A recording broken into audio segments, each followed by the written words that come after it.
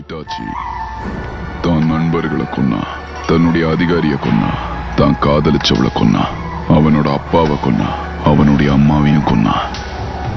ஆனா அவனுடைய தம்பியை மட்டும் அவனால கொல்ல முடியல. அவன் மனசுக்குள்ள எவ்வளவு வலி இருந்தாலும் அது எல்லாத்தையும் பொறுத்துக்கிட்டு தான் பார்த்த பழகின எல்லாரையும் கொல்ல முடிஞ்ச அவனால தன்னுடைய சொந்த தம்பியை மட்டும் கொல்ல முடியல. நீ எதை பத்தியுமே கவலைப்படாத. என்ன நடந்தாலும் சரி, நான் எப்பவுமே உனக்கு துணையா இருப்பேன். நீ என்ன வெறுத்தா கூட பரவாயில்ல. அண்ணனா என்னோட கடமையை நான் செய்வேன்.